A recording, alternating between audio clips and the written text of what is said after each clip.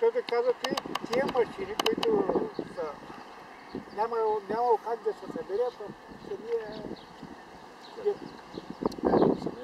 самия кораб не нямало възможност. На този клип ще трябва да му сложа някаква друга мелодия, защото на записа. To the moon and back.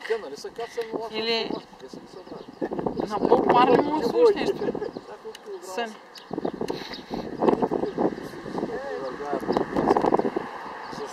Това ли си някой измислил песен за пасаж?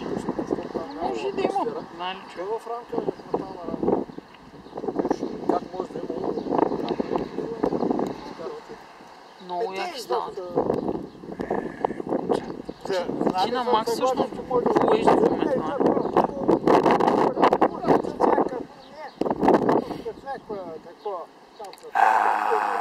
Лудница.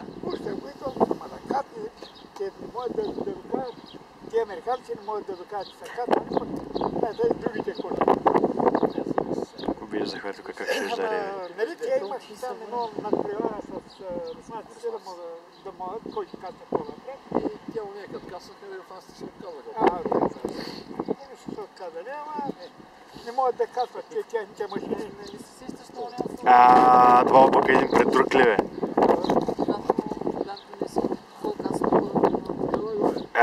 Баси доброто. А тя вече заминава, я?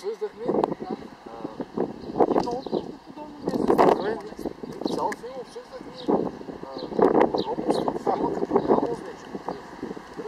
Накрая наш поема... А ти облака ли, дето го кри? Го е хванах конспирацията. Почна трите норми. Давай още. Една пресъвка, братче. Та облака го кри. Да помоля Ева много да го домъкна на астрономията.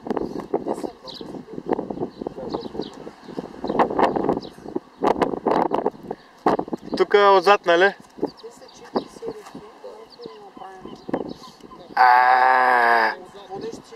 баси лудницата. Аз предлагам първо да приключа с клипа. Гати направо, защото... Снимам в момента. Те са месеци?